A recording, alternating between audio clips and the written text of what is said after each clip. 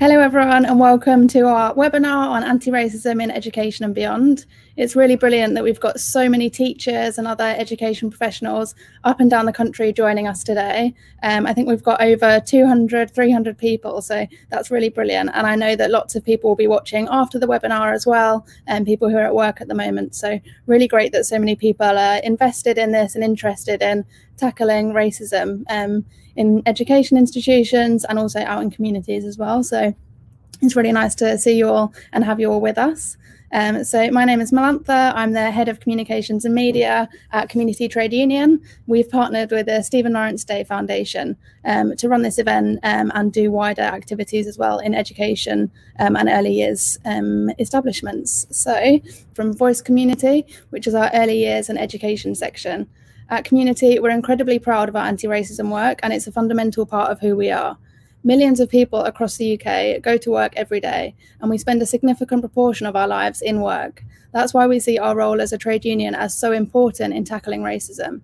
Firstly, we support our members and local representatives to tackle, challenge, and deal with racism in the workplace. But that work also has a much wider reach. If racist views and stereotypes are challenged in the workplace, we can start to change wider society too. It's because of our work to tackle racism that we are proud of our partnership with the Stephen Lawrence Day Foundation. The foundation was set up to mark Stephen Lawrence Day and create the opportunity for children and young people to have their voices heard, make the changes that they would like to see, and to create a society that treats everyone with fairness. Before today, over 200 schools have come forward to take part. It's clear from our work that many schools, teachers, and other education and early years professionals are trying to bring about positive change. However, you need the support, resources, and tools to be able to do so. This webinar today is just one of the ways we're giving you support, but please do visit our websites for more information and for further help. It gives me a great pleasure to be able to introduce the brilliant speakers that we've got with us today. Firstly, we will have Baroness Doreen Lawrence. Baroness Lawrence's efforts in seeking justice for Stephen's senseless murder led to an investigation into claims of police corruption, which resulted in genuine change in an institution at the core of British life. But for the Baroness, the changes in policing remain only partly done, and each of us and the institutions of this country have much more to do if we want Britain to become a fairer, just and tolerant society for all. Baroness Lawrence is a tireless advocate and voice for the voiceless, and in recognition of her service, she was made a life peer to the House of Lords in 2013. We will next have Rommel Davis. Rommel is a youth outreach worker for Nottinghamshire Police. He works with young people aged between 10 and 18 years old who are vulnerable, socially excluded, or involved in crime.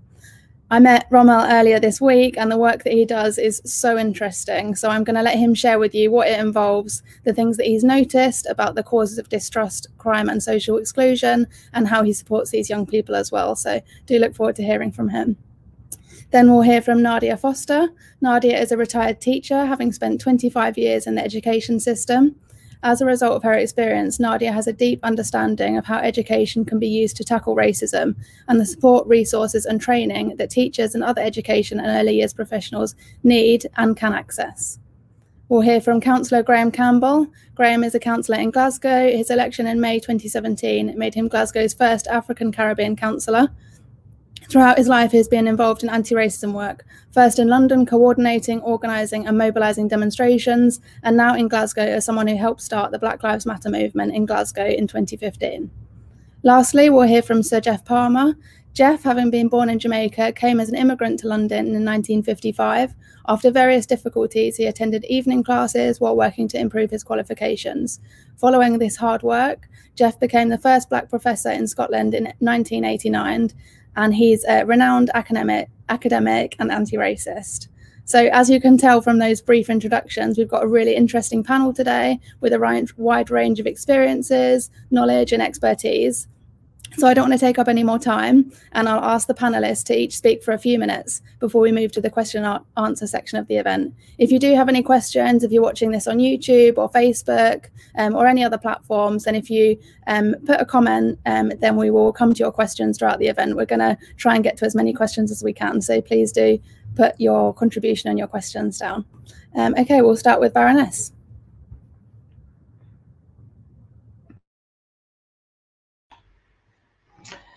Okay, good afternoon, everyone. And I'd like to thank the Community Union for setting up this webinar and for supporting the Stephen Lawrence Foundation. About the foundation is only just over a year old. I decided I wanted to have a lasting legacy in Stephen's memory. And so the foundation is set up to look at, we call it the 3 C's. So it's education, community, and careers. Stephen, I see as he was an academic, he loved school, he was doing really well at school. His ambition was to become an architect. And so from the age of, I think it was 14 when he went off to, as a school placement, that he went to an architectural firm and he really loved it. And what I loved about the work that he was doing there, I was studying at the time. And I remember all the drawings he brought back of buildings, and I was so proud. I remember taking it into the class and showing all my peers because I was so proud of what he was doing. As I said about the 3 C's, I see education as a really, really pivotal for our young people. You know, history is so important. And I think this morning of listening to the history of the World War I veteran who's not being recognized. And those are the sort of things I'd like to see teachers in the classrooms looking to start to address. And as for the community, we all live in a community. And I feel that young people, for them to be able to understand their communities, for them to be able to challenge what they see around them. And careers, I see careers as where we need to help support young people in their careers. As Steve wanted to be an architect, so I spent a lot of time studying about architecture and what it all involved from part 1, part 2, and part 3. But there's other careers that young people are interested in. And that's where I see the foundation be able to be the foundation of supporting young people into whatever careers that they want. So I want to continue to say the work that we're doing is to inspire and to for young people to have respect and to respect our differences as we move forward. And I look forward to hearing from all our speakers that we have today and to thank them for being here on the panel today. Thank you for that introduction. Really interesting to hear more about the foundation, the work of the foundation, and also kind of what it's based upon. And those 3 C's I think is so important. So thank you for that, Baroness. Ramel, would you like to come in and do your introduction? Yeah, hi everyone. So yeah, firstly, I'm really honoured to be part of this event along with the Stephen Lawrence Day Foundation, the Lawrence family, Community Union, and all of these inspirational panel members, you know, to commemorate Stephen and to create that legacy of change and to keep things going and to really support our young people and communities. The police are doing a lot of amazing things within schools to support our young people and also in the community as well. And I feel that when we work with young people, that it's so important to make sure we are listening what they're asking us to do. We are taking action as well. And as you can imagine, in the job that I do, I work with young people that are either involved in crime or they're socially excluded or they're potentially vulnerable to exploitation. And a lot of these children or young people have had really negative experiences with the police. So as part of this work, we're obviously trying to change their perceptions of the police as well. So I'm really keen on supporting young people to make those positive changes and choices and decisions, raise their aspirations, deter them from crime. And we do this through intervention, we do it through mentoring, educating young people, doing positive things with them, including activities, events, sports, music, and lots more. Because our young people are the next generation. And if we really do want to create this legacy of change, then we need to invest in our young people. We really do need to support them. Some of the other work that we're doing within the police and we're doing with our young people in the community and education, we do a program called the Mini Police, which is within primary schools, which is fantastic, creates good citizens, gets that early involvement with the police and those positive interactions from a really young age. And again, we can educate them on creating a more inclusive society and try to stop young people maybe taking the wrong paths or making the wrong decisions. We also do the Police Cadets, which is a national programme, and that's for 11 to 18-year-olds. We have dedicated police officers that work within secondary schools and alternative education provisions, which is really, really key because they can build strong relationships with kids that are within their schools. And if issues, crime or any issues come up around racism, that's something that they can deal with proportionately within the schools as well. And while we're on the subject of education, it's really important that we're obviously educating our own staff as well. So recently, myself and some of my colleagues have got teaching qualifications, which is really, really important because that's given us the tools that we need to work effectively in schools and in the community and be able to work effectively with our young people as well. And training our existing staff, and that's new recruits as well, so they can better understand the different cultures, races, unconscious bias, and also things that affect young people, such as trauma and adverse childhood experiences, which we know is a huge problem. And just to finish off, lastly, it is all about that early intervention and being proactive. So not wait until things go wrong, getting in there early, providing that support, providing those outlets, providing that diversion, having more positive interactions with the police and other people than negative. And even though things I do feel have moved on massively over the last 28 years, there is still a lot of work to do, and we're not complacent. We only have to look at the recent conviction of George Floyd's killers to know that there is a lot of work to do, and we are committed to inspiring the next generation, working with our young people, and just doing as much as we can to show that we are there for the community and we do want to improve trust and confidence and create a more inclusive society. Thank you.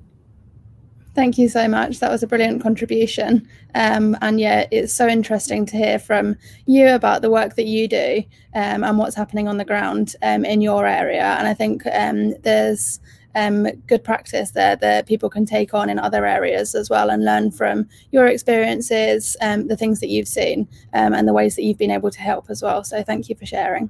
Nadia, would you like to come in now? Thank you. It's a real privilege being here, actually, and especially someone who's been involved in education for a very long time and so on. How does one begin? Teachers are people. Teachers have been brought up within an environment, and either they've been taught about racism or they've not. And often said that teachers, they go to school, then they go to university, and then they go back to school. And oftentimes their lives have been fairly limited. I'm not saying all of them, but many of them have been fairly limited. So basically their basis and their understanding of racism depends on what they experienced often when they were a child themselves, in the communities they've come from themselves. And I say that as the beginning, because education is supposed to open the mind, open the heart, open the child to all sorts of new possibilities, new ways of thinking and being. But if the teachers themselves haven't got that to open them up, then there are limits. And we've been having this discussion for many, many, many years. So I've written notes so that I don't go off track, so I'm just going to try to follow them. The knowledge of teaching staff is often limited. They see racism based on what they were taught, which is often very limited due to when they left school themselves and what syllabus they followed. And we know that many teachers themselves, it depends if they've even done O-level history or A-level history, for them to have been taught maybe Black history. And we'll come back to that because it also depends if it was an option or it was compulsory. So the knowledge of history in this country is very limited if many of the subjects we should take that are vital are optional. So we assume that it's been done. We assume Black history is being taught from a British perspective, but oftentimes it isn't being taught. So, but we'll come back to that. Because this history is taught from a perspective of the victor, which means only half of the history is taught. And that's what got me involved in history and education anyway. War dates may be taught, but the reason is often minimalized. And that then creates a problem, because when many of the young people and many teachers themselves know half the history, they may have memorized all the dates of the wars and so on, but they don't know why the battles were being fought. So that could be looked into in schools, giving the full picture. Many of the wars between the European countries wasn't over just the fact they felt like fighting. It was because they wanted power over Africa and power over the Caribbean. So there's always a reason for it. And students need to be taught the reason. They've got to be encouraged to ask those questions. The issue of racism, discrimination, and prejudice has mainly been considered an American problem over there. And one of the reasons that I got involved again in this area was one of my youngest daughter at the time said, "Why am I learning American history and I'm not learning British Black history?" Because she was concerned. So as I said again, everybody assumes teachers are teaching British Black history, but no, we're not. We're teaching American Black history often. Psychologically, teaching an anti-racism curriculum means understanding that when a well-ingrained theory of history has been planted, you can't just shift it. It takes time. So many teachers have been taught this. And when you want to undo something, it's very difficult, because it sort of strikes at the very essence of who a person is. All of a sudden, what they thought they knew, they don't know. So they begin to see, if this isn't true, what else isn't true? But that needs time to bed down, because if we don't allow time for teachers to adjust, when we teach it to children, how do we let them adjust? Because we want the teachers to be able to teach it. We want the TAs to be able to teach it. But if they themselves are wrestling with this newfound information, then it's going to be very difficult to put across. So when we talk about education, it is vital, but we need to focus as well on the educational staff, that they know the facts, but therefore we need to be sensitive to them. We can't assume because we know it, they should understand it and just be able to deliver it, because as I've said, it strikes at the very essence of who they think they are. And we need time also to teach it sensitively, respectfully, because we want everyone to have a society that is not racist. That's the idea. Not racist. Everybody's treated with respect. Everybody is valued. Everybody is considered to be an asset to the community. School staff and schools I've worked with have been very, very open. And they've been very, very open, because my thing is to come alongside of them, not to impose as such, but to come alongside and for them to see that it is valuable and they are respected in the process. And many of the schools I have worked with, they have come through it, because you haven't gone at them with a hammer over their heads, but you've gone alongside, just showed the facts, showed the history, showed everything, and done it with respect. And so I do believe that schools want to make a difference, but they need the resources. They need resources that is accessible. I think I said the other day that many books that have been written are academic books. Teachers don't need academic books. They need textbooks that teach the topics. We need resources with books that we can put into Key Stage 1, Key Stage 2, Key Stage 3, Key Stage 4. Because the earlier we begin, the better. But as I said, it's a matter of recognizing that the world is all one. And when one part of it suffers, all of it suffers. And so if we can get that within a UK curriculum, that we want the whole body of the school, the whole body of the education establishment, whether independent or not, to be thriving, that is going to be beneficial. I've put down some suggestions and I can probably come to that later, but that is my introduction for now. Perfect. Thank you, Nadia. And I completely agree with you. And I think it's so important. We've actually been having loads of comments while you were speaking as well. And in particular, I want to pull out somebody called E, who said that they only recently qualified in history, and training about building an anti-racist classroom was optional rather than compulsory. And I think that shows if that's the state of play in 2021, then how are we able to tackle these issues if it's an optional kind of training module, and it really needs to be compulsory for every single teacher who's looking to become qualified. So yeah, completely agree with you, and thank you for sharing. All right, next we are going to go to Graham, if you'd like to do an introduction. Thank you, Now. I'm Graham Campbell. I'm a councillor in Glasgow, which I'm the representative for Springburn Rob Royston ward, and I'm on the Education Committee. And I come to this conversation as you can hear in the accent, I'm a Londoner, and I'm of the generation that was very profoundly influenced by the murder of Stephen, and was very involved in the activism around that in South East London at the time. So this is very personal to me, and I'm honoured and privileged to be part of this panel. And I want to thank Community Union for organising this, because they're showing leadership on this question, as the unions have often done in these islands, providing that platform of voices for Black communities to raise their concerns about the experiences of racism. So I thank you for that.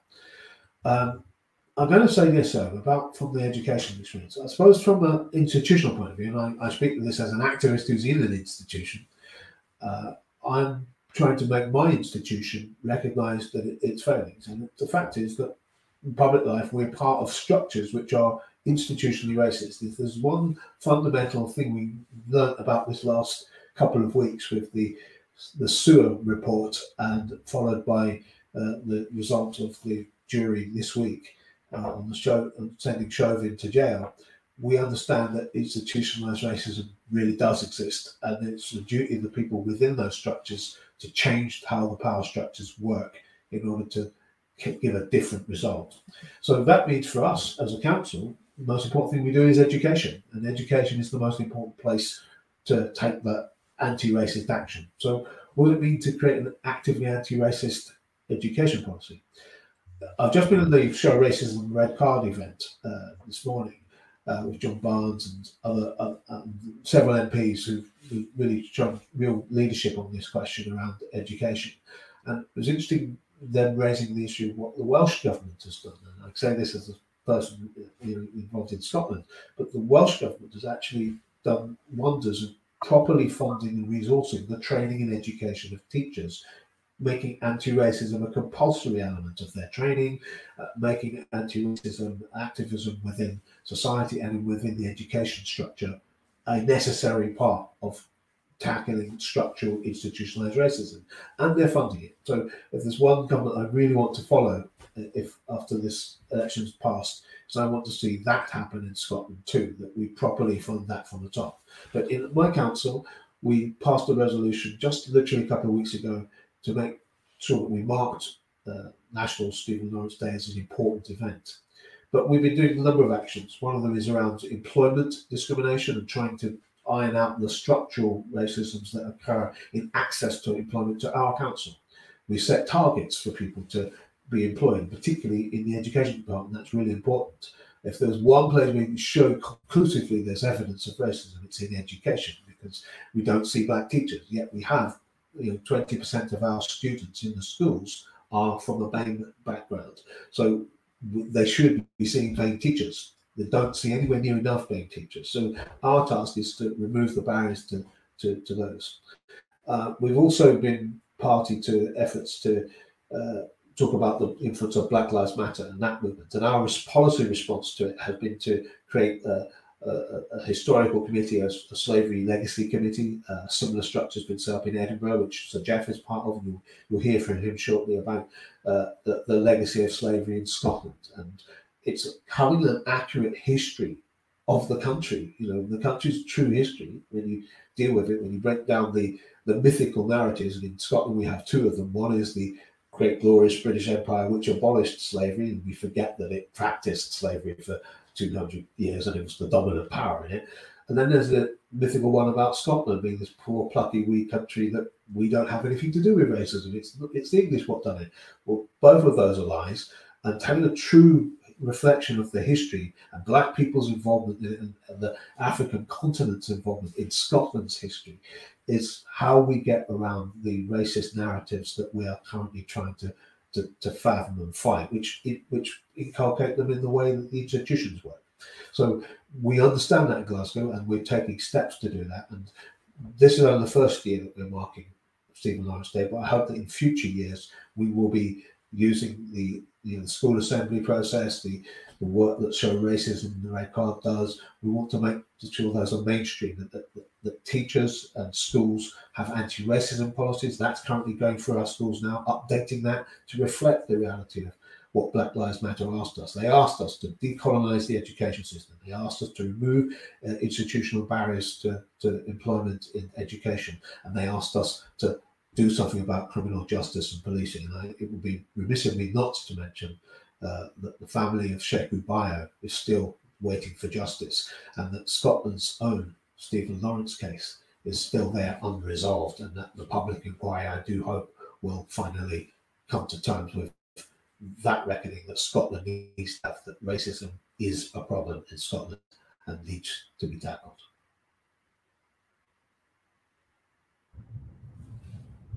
Thank you very much, Graham, for sharing that. A reminder to all the people who are watching, please do pop your questions in. We've already had lots in, but I'm looking at the time and I think we'll be able to answer quite a few of your questions. So please do keep popping your questions in. It's been really great to see them so far, and hopefully we can get to quite a few of them. So thank you again, Graham. And Jeff, would you like to come in? Thank you very much. Can you hear me? Yes. Well, I regard it as a great honor to be here today, because I remember 1993 very well, when Stephen Lawrence was killed by a bunch of thugs, and the system allowed it to go on so long, where Baroness Lawrence and her family had to challenge the system for, I think it was about 18 years, in order to get justice. Now, to me, why is that? And the reason for it is historical. It is the same reason that killed George Floyd. It's the same reason that has killed a whole load of black people during slavery, 20 million of them or more. And it's based on the view which came from an academic that has sustained it. That's the problem, that when something comes out of an academic institution, it's almost impossible to reverse. And what we have, if we go to, say, 1753, what's important about that date? That date is when David Hume, the philosopher, the father of reason, said, in his view, Negroes are inferior to whites. That's what he said. Negroes are inferior to whites. And then the other philosopher, Kant, picked it up and tacked it onto race. And that's where the concept of black people being inferior, that's where it started, from academics, where Kant, therefore, linked inferiority to race. And what did they do with that?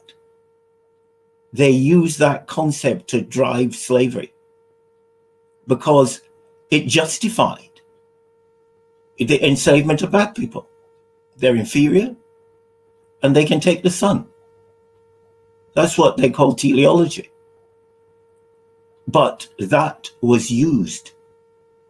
And what we still have today, and Baroness Lawrence referred to it this morning, I was speaking to the BBC about the Commonwealth War Graves Commission, where somebody in 1923 said, it's no point recognizing the black people or non-white people who fought for Britain, because these natives don't really have that kind of sentimentality. And the fact is that it was about civilization. They're not that civilized. So why recognize the fact they fought for Britain and died? And believe it or not, you can track it back to that view, which was an invention. It was a myth that Negroes are inferior to whites. And therefore, I did some work with Glasgow University, with their looking at their history on slavery. And Glasgow, to their credit, came out and said they received over about 200 million in legacies from slavery. And they put it on a plaque, and I unveiled that plaque. And now they're setting up, they've set up scholarships and links with the University of the West Indies. Edinburgh University has just asked me to help them to look at their history, because David Hume was associated with Edinburgh University. And the students protested recently, and they've removed his name from the tower. But what happened when the university did that? You have some of the most senior academics criticize the university to say, you don't know the complexity of the history. You know, David Hume was the father of reason, you know. He told us you shouldn't do anything without, you know, A plus B plus C or equals C or whatever. That sort of nonsense. What I pointed out was that if you do an act of evil, you cannot justify injustice. And what Hume did was an injustice, which is still with us today. And Graham referred to some of the other work I'm doing in Edinburgh, which is about, it's historical, but it's about how do you get a government, this is the Council of Edinburgh, to change the plaque on one of the most notorious, I call him a slaver, Henry Dundas. If you say you know about William Wilberforce, so have you heard of him? And you've not heard of Henry Dundas, you've not heard of Wilberforce.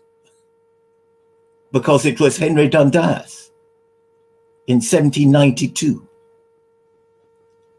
when Wilberforce and his colleagues, people like Equiano, who were fighting for abolition, and Henry Dundas actually said the slave trade should not be immediately abolished. It should be gradually abolished.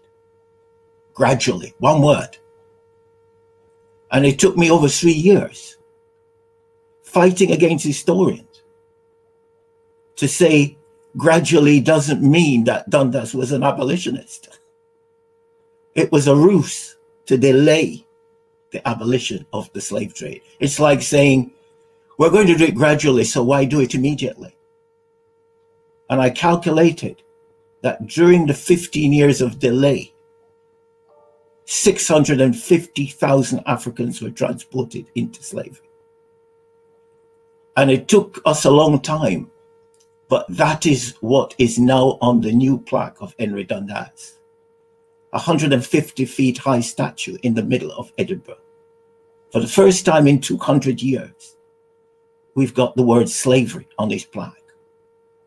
And that equals that number of Africans to be transported into slavery. And this is a fight. And the fight, we only won it in that sense because the council has now agreed that's the new narrative will go on Henry Dundas's plaque. Now, knowledge, therefore, is critical in this fight. And therefore, education, as Mrs. Lawrence says, is critical. So we have to, if they're not going to do it for us, as the poet Langston Hughes says, we've got to do it ourselves. And therefore, today is a wonderful day that, you know, we're sitting here with Baroness Lawrence. And in fact, it's a day that we're remembering where a young boy lost his life because idiots thought he was inferior to them. And therefore, the work must go on. Education is the key, and we must get this education in school, and it must be compulsory, not nice to do. Thank you. Thank you very much for your contribution, Jeff. Just to say as well that we've had Lorna has recommended that we need textbooks written by historians like you. So and I think that's a brilliant suggestion, so that we can get that history into schools and people really understanding that. At school, I was taught about Henry VIII, I think 3 times, and never about this kind of thing. So definitely, I think that's an experience across the board. So history is really, really important, and I agree with everything you've said. Thank you for sharing.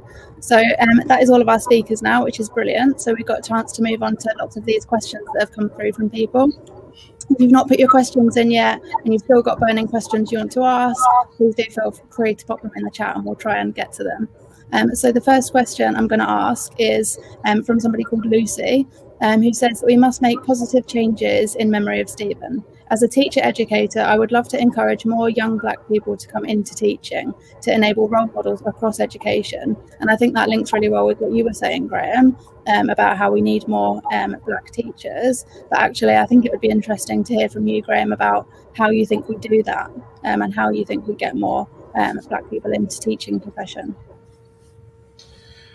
It's a fact that certainly the Scottish African Caribbean communities think education is a massively important part of their lives, and they emphasize that on their children, and that's reflected in the degree level education that we have in our community.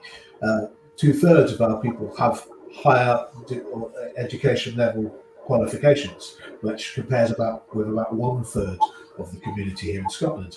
Yet they're far more likely to be unemployed, underemployed, and not employed using the profession that they've learned, sometimes learned in Scottish universities. You know, the number of people I know who are civil engineers, who are lawyers or tax experts, or who've done stuff in the oil and gas industry or something like that, who are not using the skills that they've learned here in Scotland, is quite vast. And that can only be possible if there is institutionalized racist discrimination. So in education, it means that we have to remove the processes which exclude Black people from even applying in the first place. Part of it is that actually how we even recruit. I've actually sat on interview panels. The fact that there is a Black counsellor sitting on a panel that selects a head teacher or a deputy head teacher sometimes does make a material difference as to how those panelists see that candidate compared to another candidate. We've had to do things like anonymise the application form, so you can't tell the name of the person or what country they come from. We've started to do that now. We've had specifically targeted recruitment fairs aimed at people who we know have the qualifications experience. And unless those people are invited actively to take part and to apply to become teachers, and are encouraged in a process of development and training before applying for a job, that all of these things are required, and they're all things that are permissible for public bodies to do, but very few of them do it to the extent that's required to bring on more Black teachers. I have to say, from my experience of encountering student teachers at universities and various places, is that their experience is not great, because they enter the classroom with a curriculum which doesn't reflect the wealth of knowledge of Black educators in the system. So we need to make sure that the curriculum is decolonized, so that we're included in the curriculum. And that even goes for things like music. I was at the RCS, which is our Royal Conservatoire. It's the main music cultural arts college in Scotland. And even there, they have the contemporary jazz course, not even actually, having Black people on that curriculum. And how is that possible when jazz is African classical music? So quite clearly, we need to decolonize the curriculum. That will help us give the confidence to Black students when they're studying to become teachers. And also, we need to make sure that you can be what you can see. You need to have Black teachers in the classroom so that Black students feel more confident and alive and see that education's a path to them. So I could say a lot more on this, but obviously given the time we've got, it's pretty clear. I'm saying that the councils, the governments, we have to remove the barriers. Perfect. Thank you for that, Graham. That's really interesting.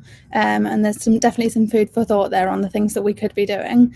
Also, Nadia, do you want to come in? I know that you've been in you were in education for a long time, so it would be interesting to hear about your experiences and the things that you think that we could do to encourage more Black people into the teaching profession.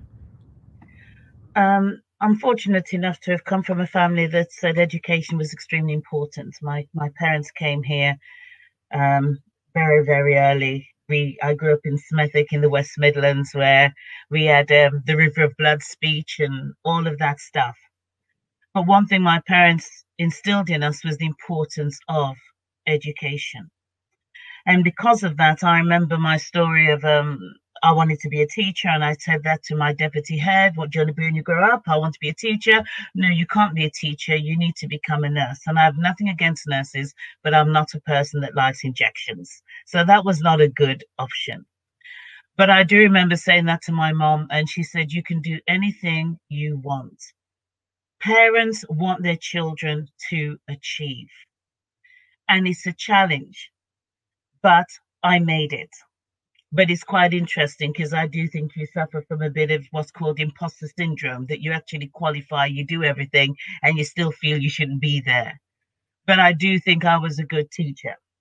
Well, that's what some of the students tell me anyway.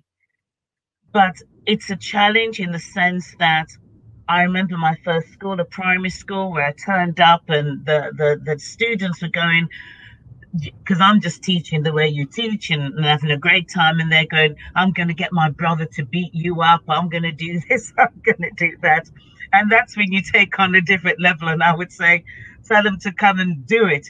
But in the end, when I did leave that school, the parents actually said to me, but we don't want you to go, because you've actually taught our children and nobody else could do it. So Black teachers, I believe, make really, really good teachers. But you've got pressure from without and you've got pressure from within. You've got, unfortunately, the pressures from within. That's why we need training for teachers to recognize that Black people have a lot to offer within education, not just to Black students, but also to white students. So in effect, a Black teacher offers everything to everybody, because one, you're teaching unconditionally. You want each child to achieve. You want literally every child to achieve, to reach their potential. And you shouldn't have to have battles doing that. So we do need more Black teachers, and we need the system to appreciate them, because they do bring a lot to the system. I mean, I'm fortunate that I'm still here and I can say I've retired from education. However, in my heart, I still want everyone to achieve. So what do we want? We need teachers training colleges or universities or whatever to have proper training.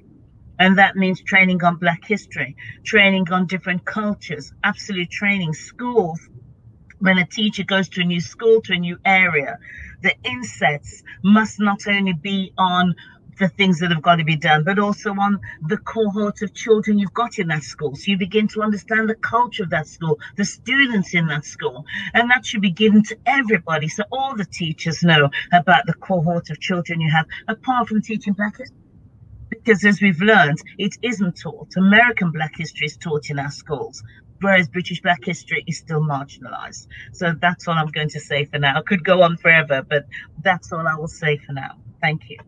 Perfect. Thank you, Nadia. And actually what you've just mentioned there echoes a lot of what people have been saying in the comments as well, about this isn't just about recruitment of Black teachers, it's about retaining those people in their profession as well, if they're going through similar experiences to what you've just mentioned, and maybe being pushed out by other teachers or not having nice experiences within those institutions, then yeah, it's about retaining those teachers as well, so they're able to educate. Now we're going to move on to the next question, which is, how can white people be allies in anti-racism? Which I think is a really interesting question. Doreen, I'll come to you on this if you don't mind. I think they are already allies, because I think if you was to look at the march that happened last year around Black Lives Matters, you saw the whole community coming together to raise the issue around Black lives. So I think they're doing it already. One of the things I'd like to say is, back in, we talk about teachers and how many Black teachers we need to have in our schools. Back in the late 80s, there was a drive to get us to educate or bring in more Black teachers into the classroom. And I was one of them that, that started on that road is because I thought I'll become a primary school teacher. So I went back into education in order for me to study to become a primary school teacher. But alas, when all that happened was when Stephen died, and I presume I was so angry of who had taken Stephen's life, and I thought, well, why would I want to be teaching young people like them who had taken my son's life? But on reflection, you know, I should have been the one to be there to talk to them about around racism and impact that it can have on individuals.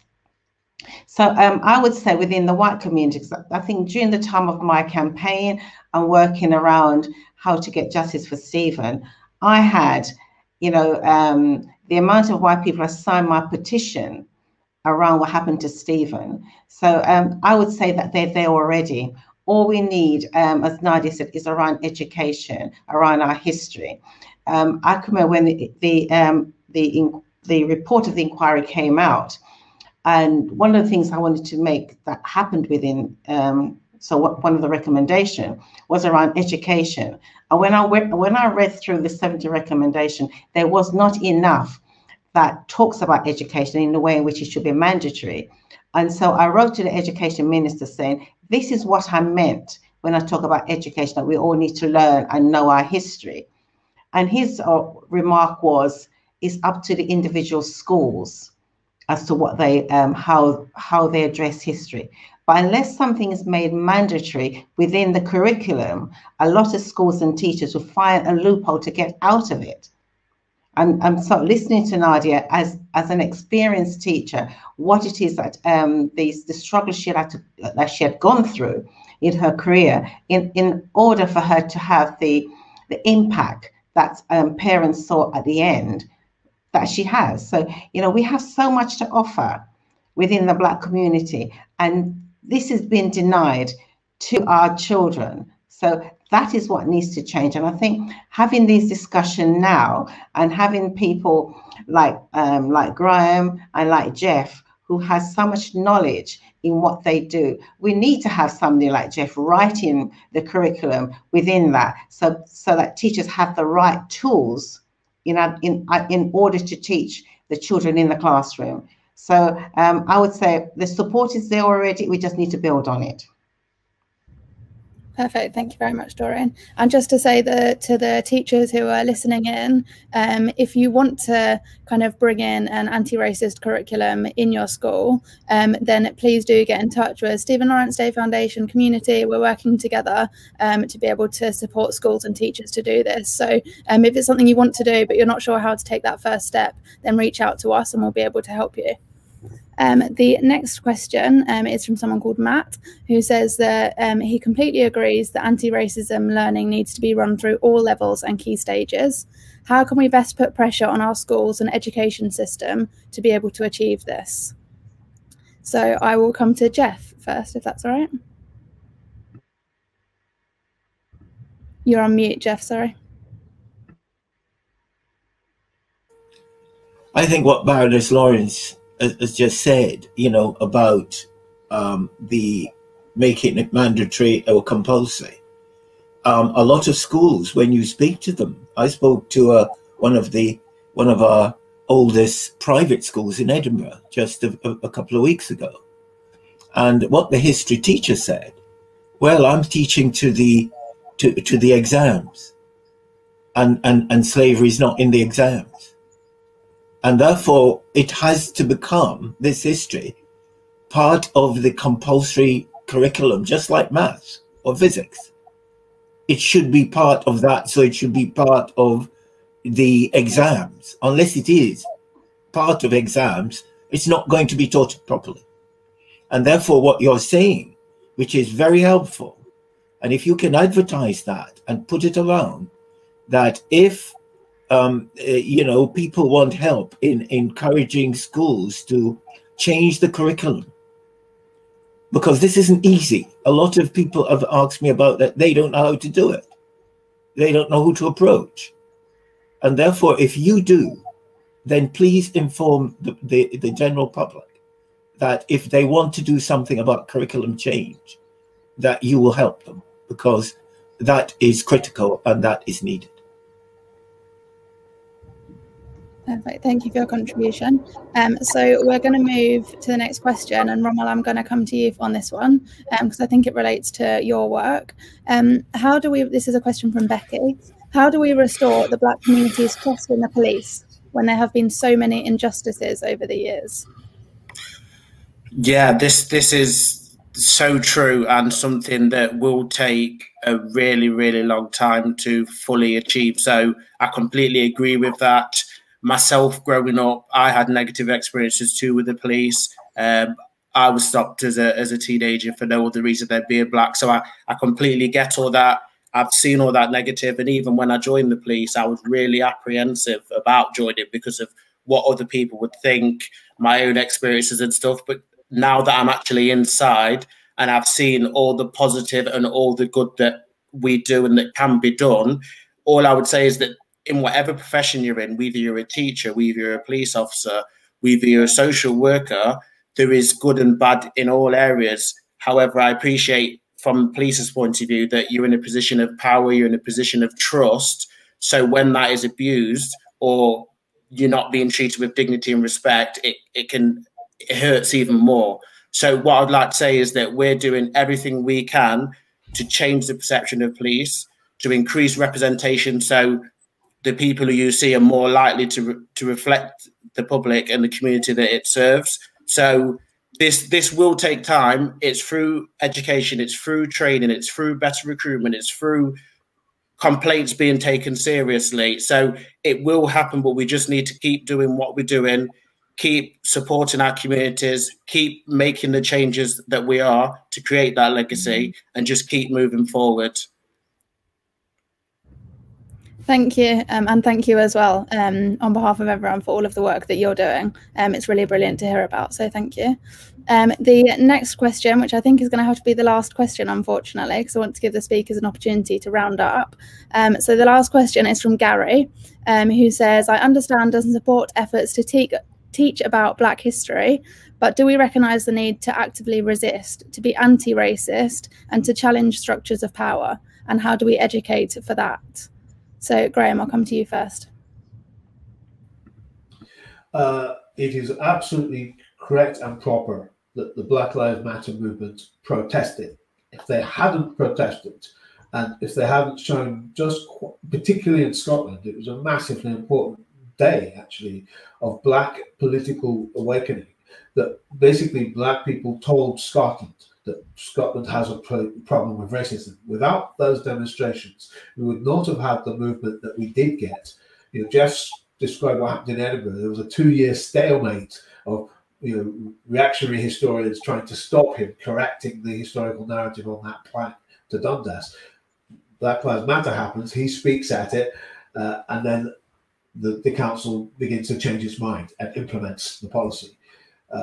It's not an accident that some of the resolutions I've been able to pass in Glasgow City Council, other councils have done the same thing in Scotland, have also been off the back of that movement. So there's no doubt there's a connection between doing active anti-racism in your community and on the streets to the change in structures, institutions, governments and policies. So we need to recognise that connection and give it credit where it's credit's due. There's no doubt as well that the global response to the death of George Floyd had reignited and awakened interest and knowledge of the Sheffield Bio case. That was virtually lost in Scotland until that movement. And also, one of the things I can say to you tonight is that a DJ called DJ Naeem, a big club DJ in Glasgow, he'd done an event last year and the year before around Stephen Lawrence Day, and he was saying that a lot of his listeners to music were too young to remember the Lawrence inquiry, weren't aware of Stephen's story, and therefore the fact that people are going to school and growing up now as young Black Scots not knowing that is because we've not done enough to mark this day and not done enough anti-racism education. So if there's anything we must take away from today, is that let us mark the victories and the sacrifices that the Lawrence family have made to get us to this point, to change the laws, to get some of the best anti-racism laws in the world. But as Jeff says, The best laws are only as good as the ability to implement them, and that requires anti-racist campaigning from below. We can never stop doing that until the day we can say that racism's gone. But I suspect that's not going to be in my lifetime. But what I can do is help to reduce the negative impact on the people that follow me, and I think that's what we all have to do. Perfect. Thank you, Graham. And this has been such an interesting discussion. I don't want it to end, and I'm sure our audience feel the same, but I'm going to have to ask each of the speakers to do a brief wrap up or anything that they haven't mentioned that they'd like to mention. Because of the time, you've only got under a minute each. So unfortunately, Nadia, I'll come to you first. Okay, again, thank you. What haven't I said? Bottom line is, Black history can be included within every subject area. You just need a bit of originality. I mean, I was thinking about food technology and biology. You could talk about why some cultures have a propensity for diabetes and all the rest of it because of the diet. And it takes you all the way back to history to find out what was going on regarding saltfish and stuff like that. But you can incorporate Black history within music, within science, within maths, within absolutely any subject. There is no excuse to say we're following the syllabus so we cannot teach it, because it should be embedded within the curriculum anyway. So it just means thinking outside the box, and therefore it should make the subject, I think, far more interesting anyway, because rather than teaching narrowly, you're teaching a bit wider and getting the students to think, because education is about thinking. Education is about asking questions. Education is about how can we do this together. And as I said, ultimately, everything stops at the government to some extent. They have got to want to do it. I saw with the football, they were willing to do something quickly. Well, this is Black history that's been going on a long, long time. And they've got to have the same drive to do something and to make those changes. And they can do it if they want. And so I really hope we see this country as a country that says we are inclusive, we value everybody, we respect everybody, and we're not ashamed of knowing our history. Some of it wasn't good, some of it wasn't brilliant, but it's the truth and it's the fact, and we're going to move on. Until they face the past, we can't move forward. Thank you very much, Nadia. And Ramel, I'll come to you next. Yeah, just to echo what everyone else has said, you know, it's so important. It all starts with education, and it isn't just about school children. It's about all of us understanding a lot more about where we come from, you know, in order to move forward. So really behind all that, and to keep having these discussions, but not only to talk, let's make sure that we're actually following through and we're listening and we're taking action in order to move forward and address some of these inequalities that are throughout education, throughout policing, throughout healthcare, and so on. So yeah, I'm really thankful as a member of the police service to be part of this discussion. Thank you. Excellent, thank you. And Jeff? You're on mute again, sorry. Education is the best or most effective weapon against injustice. Education is the most effective weapon against injustice. And therefore, we must put education into anti-racism. Because if you don't, you can't fight those people who want to stop it. Because they are there providing all the arguments for the government, which will stop us making progress. For example, the Sewell report. And the only way to deal with the Sewell report is to point out how nonsense it is.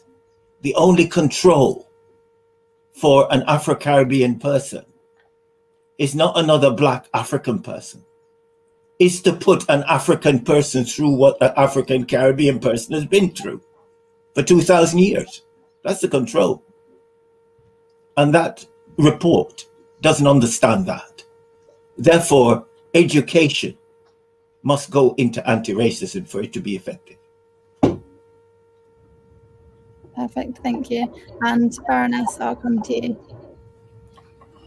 I would like to sort of thank all our speakers who are on the panel today and for their contributions. I think it's just been fantastic to hear all the work that they're doing. and what they're doing to change the way in which society is.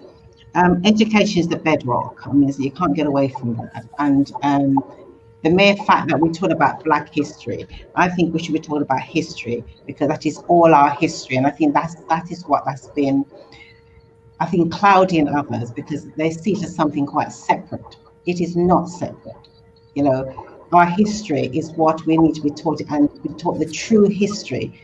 I still remember when I was doing my degree, I was attending a class that taught about British history, and I thought, great, for the first time, I'm going to hear about all the wars and all the things that Britain has taken part in, and all the countries that they've been to. But all I was taught is about how great Britain is. And I didn't go back to that class. I think I already know the answers to that. So it's to look at our history, our collective history, is what that needs to be taught in our schools, in either for children to understand that people didn't just appear in this country out of nowhere. We've always been involved. Britain has always been involved in other countries, hence why you have the multicultural that we have in this country. So education is our bedrock. Perfect, thank you so much. And yeah, I would echo that. Thank you to all of the brilliant speakers today, and also as well, thank you to everybody who's at home or in your schools watching. This really is the first step to be able to create change. So thank you so much for taking part today. And also I'd like to say that it's been really useful as well to see all the comments as everybody's been speaking, to see your viewpoints, your experiences, and also the concerns and the things that are happening in your schools. Please do keep feeding those in. This conversation isn't the end. This is the start of us talking about this. So please do keep feeding those in. My colleague has shared in the chat our details where you can visit our websites or get in touch via email as well. So please make sure that this is a conversation that carries on happening in education and early years institutions across the UK. I think that's really important. If you are wondering what you can do now, you can take this information back to your workplace. The webinar is going to be available online afterwards, and we're going to send it round to all people who registered as well. So you can share that with your colleagues who weren't able to join us. Speak to your employer about bringing in change, and you can raise funds as well for the work of the Stephen Lawrence Day Foundation. At Community, it's been brilliant working with the foundation so far, and it would be really brilliant to raise funds for all of the brilliant work that they're doing out in the community. And if you want direct support and advice, as I said before, and you're a member of Community, do reach out to us and we'll be able to help. And of course, you're able to reach out to the foundation as well. So thank you so much to all of our panelists again, and to everybody for joining us.